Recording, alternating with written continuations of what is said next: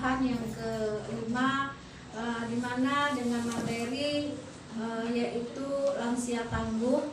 Ya, adapun output yang diharapkan daripada pertemuan ini yaitu adalah peningkatan keluarga yang terpapar dengan program Bangga Kencana. Ya, tahu kan ibu-ibu apa program Bangga Kencana ini, Bu? Apa ibu-ibu?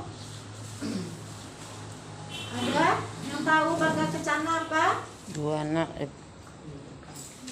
Ya, Bangga Kencana, Bu ya, Bu En. Bangga Kencana apa, Bu En? Pembangunan keluarga, kependudukan dan kependudukan dalam keluarga berencana. Nah, ya. Jadi Bangga Kencana, ibu-ibu, ya, ini memang ini bukan kader semuanya, tetapi ini adalah keluarga lansia. Jadi program kami dari BKKBN itu adalah program Bangga Kencana, pembangunan keluarga, kependudukan dan keluarga berencana. Nah, di situ banyak program-program BKKBN yang tercakup di dalamnya, ya. Ada pelayanan KB, ya, ada terkait dengan kependudukannya, dan ada ke pembangunan keluarganya. Nah, ini salah satunya adalah program dari pembangunan keluarga, nih, lansia tangguh. Ya, jadi nanti kita harapkan dari yang disampaikan oleh Ibu narasumber kita, ya, Bu PLKB kita, Bu Ulfa, itu kita berharap dari ibu-ibu semua untuk dapat meningkatkan pengetahuannya terhadap apa-apa materi yang disampaikan terkait dengan lansia tangguh ini sendiri. Nah, kita ke depannya lansia ini, walaupun kita sudah dianggap lansia, ya Bu, lansia apa, Bu? Usia. Nah, lanjut usia, walaupun kita sudah dianggap lanjut usia, tapi memang dari segi umur mungkin kita lanjut usia, Bu, tapi dari segi pengetahuan, dari segi aktivitas dan segala macamnya kita masih tetap eksis, kayak gitu loh, ya. Jadi kita ke depannya itu berharap kita memperpanjang usia harapan hidup, ya. Usia harapan hidup ini sekarang sampai 65 sampai 70 tahun, ya. Kalau bisa kita, ya, semua Allah yang berkehendak, tetapi kita memang harus kita dengan selalunya banyaknya kita beraktivitas, ya, insya Allah kita tidak pikun, ya, kita tidak jadi pelupa. Nah, dengan selalunya kita beraktivitas. Jadi inti dari hari ini pertemuannya, bagaimana kita meningkatkan pengetahuan dan bagaimana meningkatkan kualitas hidup daripada keluarga lansia ini, ya. Itu harapan kita. Sebelum kita sampai ke materi, bahwa memang harapan kita keluarga lansia ini adalah keluarga yang memiliki lansia atau memang lansia itu sendiri. Dan lansia itu sendiri, ya. Nah, itu sebelum kita nanti dengar materi, mungkin untuk jelasnya nanti dapat disampaikan oleh adik kita PLKB, adik kita UFA, terkait dengan apa itu lansia dan bagaimana kedepannya lansia ini, harapan kita seperti apa. Mari sama-sama kita mendengarkan yaitu materi yang disampaikan oleh adik kita UFA. Kepada Ibu adik kita UFA kami persilakan dengan segala hormat. Bismillahirrahmanirrahim. Assalamualaikum warahmatullahi wabarakatuh. Waalaikumsalam warahmatullahi wabarakatuh. Terima kasih kepada ibu kita yang cantik, Ibu Eliwati, telah mengizinkan saya menyampaikan sedikit apa ya, Bu, ya. Saya bukan mengajar, ya, Bu, ya. Saya cuma berbagi informasi kepada ibu-ibu yang mempunyai lansia, keluarga yang mempunyai lansia dan ibu kader, supaya lansia yang berada di rumah kita gitu bisa menjadi lansia tangguh nantinya.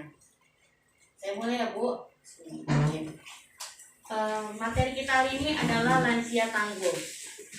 Apa itu lansia tangguh, Ibu? Lansia tangguh adalah seseorang atau kelompok lansia yang sehat, baik secara fisik, sosial dan mental, aktif, produktif, dan mandiri.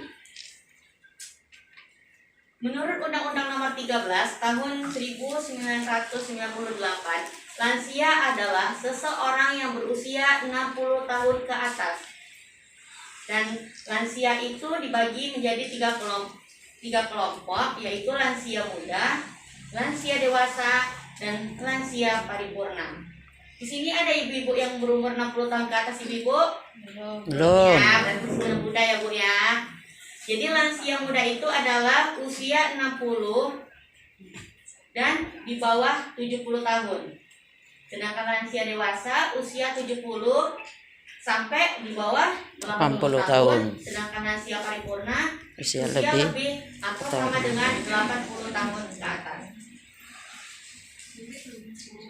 Program lansia tangguh. Jadi Bu, di dalam lansia itu ditinjau dari 7 dimensi, meliputi yaitu dimensi spiritual, dimensi intelektual, dimensi fisik, dimensi emosional, dimensi sosial kemasyarakatan, dimensi profesional vokasional, dan terakhir dimensi lingkungan.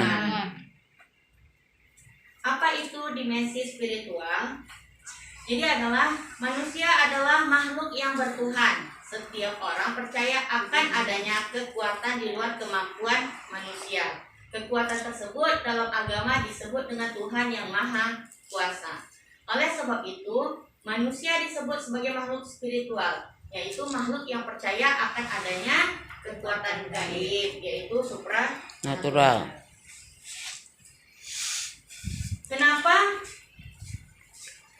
kita yang pertama ya Bu, dimensi spiritual itu karena para lansia ini sering merasa kecemasan di dalam hidupnya gitu. Video. Nah, jadi karena kurang siap menghadapi perubahan hidup, misalnya yang biasanya hidupnya dulu waktu saya bekerja, ini dia di rumah saja gitu kan Bu. Terus takut menghadapi ketidakpastian menghadapi masa depan. Misalnya kalau aku pensiun gimana ya gitu. Kalau misalnya ada yang ibu-ibu yang pegawai, misalnya gitu kan, adalah uang pensiunnya gitu. Sedangkan yang tidak mempunyai uang pensiun nanti kan gimana ya hari tua aku gini gitu. Terus penurunan yang bersifat fisiologis. Terus takut anak-anak kurang memperhatikan karena anak-anaknya mungkin sibuk bekerja, jadi mungkin agak karena sibuk dengan pekerjaannya jadi agak melupakan orang tuanya. Jadi itu yang membuat ketakutan terhadap lansia itu sendiri gitu kan Bu.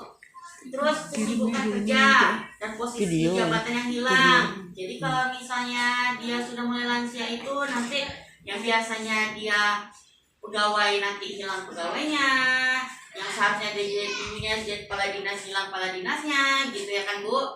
Terus secara ekonomi pendapatan menurun ibu-ibu. Terus sering merasa takut tersingkir dari lingkungan. Jadi sebagai kesimpulannya, peran agama bagi lansia itu adalah memberikan ketenangan dan kenyamanan batinnya, terus meningkatkan kepasrahan, tawakal, dan kesabaran, memperbaiki hubungan dengan Tuhan, memperbaiki hubungan dengan sesama manusia dan alam semesta. Yang kedua adalah dimensi intelektual. Yang dimaksud dengan intelektual adalah kemampuan seseorang dalam menerima informasi, memahaminya, menyimpan informasi tersebut, serta kemampuan menggunakan atau mengamalkannya dalam kehidupan sehari-hari. Secara alamiah, proses penuaan akan diikuti oleh penurunan fungsi intelektual sehingga terjadi berbagai macam masalah sebagai berikut. Yang pertama, gangguan persepsi, yaitu mudah sedih, mudah marah, mudah tersinggung, mengeluh. Penurunan konsentrasi seperti kesulitan memusatkan perhatian. Terus gangguan bahasa dan komunikasi, misalnya lupa kosakata. Terus penurunan daya ingat seperti lupa peristiwa, nama orang, dan meletakkan sesuatu. Di antara semua ini, sepertinya yang sering terjadi itu adalah penurunan daya ingat kan ibu-ibu. Terkadang cucu nenek lupa nama cucunya, misal seperti itu ya kan ibu-ibu. Terus jadi karena pentingnya stimulasi. penurunan daya ingat itu ibu-ibu, jadi pentingnya stimulasi atau rangsangan otak, yaitu untuk mengantisipasi melambatnya kerja otak, maka diperlukan usaha untuk terus-menerus dalam melatih otak. Yang kedua, mengaktifasi Kerja otak dengan berbagai macam aktivitas dan dapat memacu memicu tubuhnya terbentuknya sel-sel baru serta memperkuat jaringan sinaps pada otak. apa Jadi jenis jenis simulasi otak pada lansia lansia? yaitu membaca, menulis, terus Mengarang. mewarnai, habis itu permainan seperti catur ya Bu, coklat, tangga, terus Balik anak-anak ya lihat. DKLK kapan-kapan kita main di balai ya. ya. Jangan bosan kita pertemuannya ya, nanti dulu materi kita padatkan dulu. Ya, jadi terus misalnya berkebun ya Bu ya, menjahit, ambil tulang gitu. Yang selanjutnya itu adalah dimensi fisik. Lansia mengalami serangkaian perubahan fisik, mental, dan sosial yang berlangsung secara alamiah dengan meningkatnya usia. Yang pertama itu adalah perubahan fisik sendiri, ditandai dengan penurunan aktivitas fisik, mudah lelah, Pendengaran yang pendengaran Pendengaran yang yang berkurang, berkurang. kesehatan menurun, rambut memutih, dan kulit menjadi kering serta keriput. Jadi ibu kalau misalnya ada anak-anak muda itu dia membikinkan rambutnya warna putih, itu berarti dia perubahan fisiknya ya Bu ya. Mulai yang berubah. Kalau lupa, kalau lupa masuk juga ya Bu. Iya, masih juga Bu. Masuk saya. Sekarang yang ukur Ya Bu. Yang kedua adalah perubahan mental, itu ditandai dengan menyendiri, sulit tidur, kesedihan akibat ditinggal oleh pasangan hidup, Iya, misalnya Mbak. Ini yang ada ngeri. pasangan yang baru meninggal, ya Ini kan yang ibu. Tadi kena ya. Terus mudah tersinggung, nah itu mudah ya Bu ya kalau mudah tersinggung itu mau ke lansia ya ibu. Terus ikut demensia ya Bu. Terus yang ketiga adalah perubahan sosial. Perubahan sosial yang terjadi ditandai dengan kecenderungan hanya ingin menyendiri dan tidak mempunyai gairah hidup untuk berkumpul dengan sebaya, mantan teman sekerja atau keluarga besar, saudara atau cucu.